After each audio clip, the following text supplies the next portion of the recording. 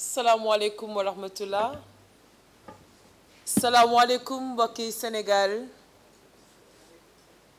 maa ngi leen di nuyu yéen ñëpp di leen sant di leen gërëm ci seen présence seen teewaay tey. Je vous adresse mes plus sincères remerciements pour avoir répondu à notre invitation. Aujourd'hui est un moment historique, le lancement de notre plateforme Arc Horizon Sénégal, un jalon essentiel dans notre parcours collectif. Ce matin, on a inauguré, ici même, dans la même salle, le Cercle de l'Arc, une plateforme vouée au leadership féminin, marchant main dans la main avec le mouvement des jeunes, la génération Anta Babacar, qui regroupe des citoyens âgés de 18 à 35 ans, déterminés à façonner un Sénégal où le patriotisme rime avec action et innovation. Arc Horizon Sénégal transcende les divisions politiques et sociales pour unir experts, entrepreneurs, membres de la société civile, universitaires et citoyens, tous animés par une même volonté commune, qui est celle de propulser notre pays, le Sénégal, vers un avenir prospère, vers un avenir durable et résilient surtout. Arc Horizon Sénégal est une invitation à devenir acteur de la construction d'un Sénégal plus fort, d'un Sénégal plus inclusif et d'un Sénégal plus prospère. J'appelle les jeunes, j'appelle les femmes et les hommes de toutes origines à devenir les architectes du changement que nous aspirons tous à voir. Nous proposons un nouveau paradigme politique centré sur l'humain et ses besoins. En rejetant les pratiques politiques obsolètes, nous confions le pouvoir aux citoyens, faisant de chaque membre un acteur clé du changement, participant activement à l'élaboration de politiques qui répondent aux besoins réels de notre peuple. Si je me suis engagée en politique, c'est essentiellement pour travailler sérieusement avec vous à la revitalisation de notre économie nationale. Le Sénégal dispose de tous les atouts pour une émergence réelle et rapide surtout. La solution que je propose est le développement industriel. Je crois en l'industrie. L'industrie est ma culture. C'est ma solution pour l'émergence du Sénégal. À travers cette stratégie, je vise à stimuler tous les acteurs d'activité à atteindre le plein emploi. Fondée sur mon expérience en tant que capitaine d'industrie, je m'engage à libérer le potentiel économique de croissance et de transformation industrielle de notre pays.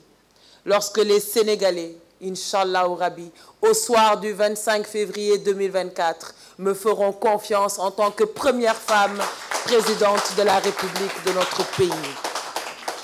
Mon objectif est qu'ensemble, nous favorisons l'émergence d'entrepreneurs sénégalais capables de soutenir la productivité et de propulser notre nation vers de nouveaux sommets de prospérité et de développement. Quand je serai élu, je propose un changement radical de notre philosophie de gouvernance et de nos choix stratégiques. Avec un plan ambitieux de 5 ans, je m'engage à propulser notre nation sur la voie de l'industrialisation d'ici 2029. Centré sur une politique de préférence nationale, sur une politique de patriotisme économique, mon programme vise à stimuler l'économie par le soutien aux entreprises locales, l'ouverture de marchés et la création d'emplois durables. J'envisage la création de milliers d'unités industrielles pour réduire les importations de 60% et développer des infrastructures stratégiques reliant les zones industrielles spécialisées que je vais créer. L'investissement dans l'énergie et la logistique, tirant parti des futures ressources pétrolières et gazières du Sénégal, jouera un rôle clé. À côté des mécanismes classiques d'investissement, je ferai également appel à l'expertise et au financement de notre diaspora, essentiel dans la réalisation de notre ambition.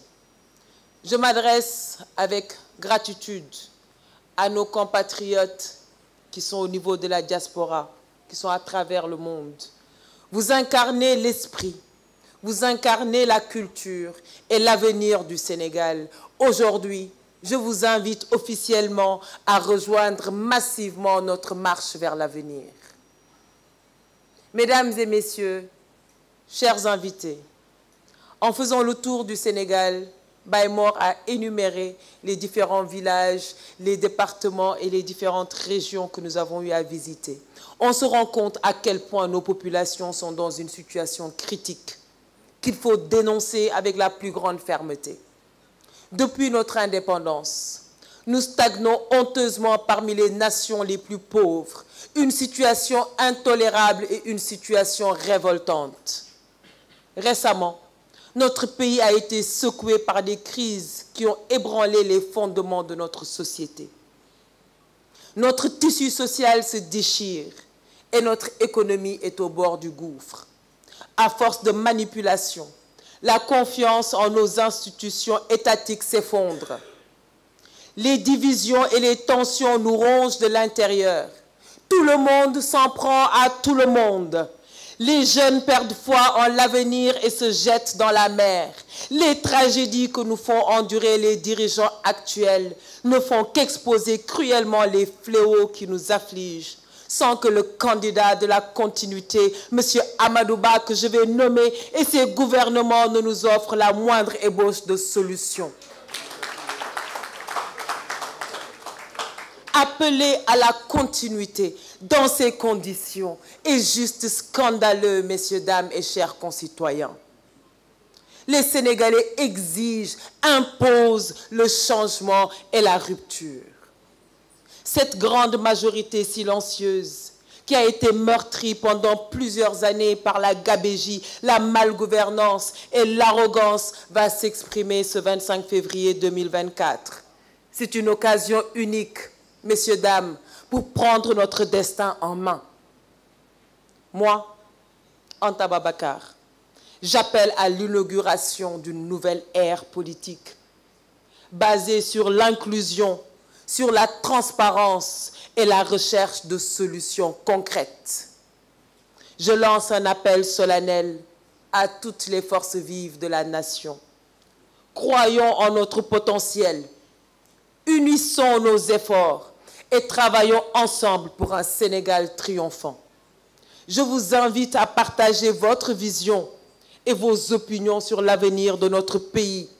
Je crois fermement en la démocratie participative et en la contribution de chacun pour sortir enfin du sous-développement. C'est pourquoi Arc Horizon Sénégal se veut être le creuset de cette diversité, un espace où chaque voix, chaque idée est la bienvenue. Le génie sénégalais, riche de compétences, riche de valeurs, est appelé à contribuer à notre grand projet national.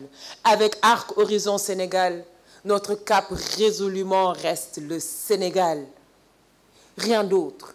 Le Sénégal, pas le parti politique, pas l'engagement politique. À quand le Sénégal? Il faut se libérer. Il faut se libérer. Et nous croyons fortement en notre génération pour le faire, mais si et seulement si elle est accompagnée de nos sages et de nos frères et de nos anciens. Merci. Mesdames et messieurs, nous sommes à quelques jours de l'élection présidentielle. Ne nous laissons surtout pas distraire. Ne nous laissons pas distraire. Continuons à travailler avec la même rigueur et la même organisation dont on a su faire montre jusqu'ici. Liñ def ba jaaxal gars yi ci parrainage bi ñu ko defee dañuy gagner élection présidentielle au premier tour.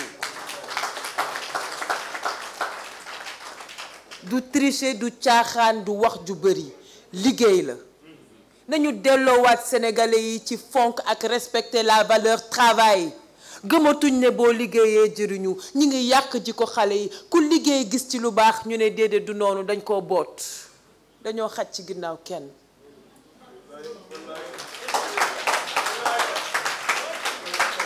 train boo xamante ne wóor ñu ne mi ngi dem ci arrêt ba ñun daf ñoo wóor ñu ne dañoo bootu ci ginnaaw ñooñu ay naxaate la ay xeetu dóor la bëgg a yàq seeni xel yàq conscience su nit ñi bu ñu fa àndoon dañuy taxaw ne fa la ñu àndu ñoog Macky Sall duñu candidat wu Macky Sall àndu ñoog Ousmane Sonko duñu candidat wu Ousmane Sonko duñu candidat wu Babacar Ngom yi tamit mbir mi dafa war a leer Anta Babacar Ngom Diack elle est candidate à l'élection présidentielle pour représenter les Sénégalais et pas une candidature de prestige ni de présentation, ni pour juste qu'on dise que les femmes en font partie. C'est parce que nous allons nous battre. Nous allons nous battre dignement et honnêtement. Et Inch'Allah Rabbi, nous pourrons relever ces défis avec des hommes et des femmes que je vois autour de cette salle.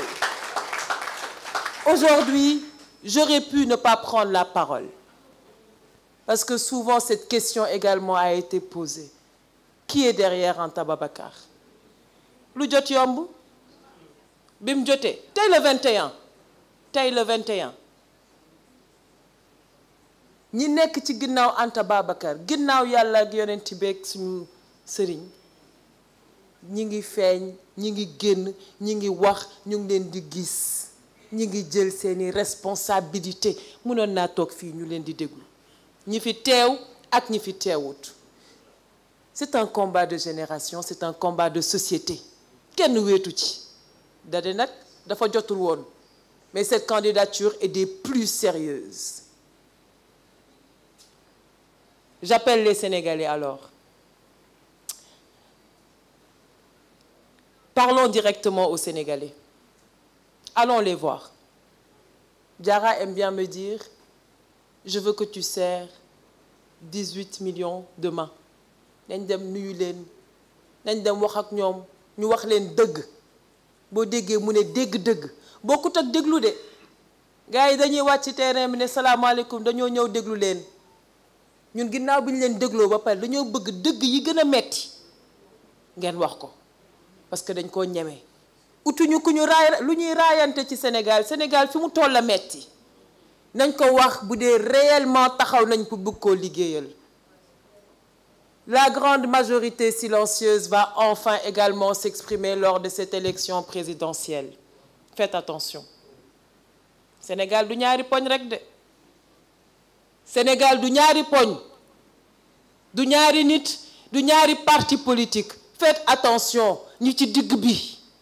La grande majorité silencieuse, ces Sénégalais qui sont restés chez eux et qui ont observé et qui ont enduré et qui ont vécu avec souffrance tout ce qui s'est passé ici.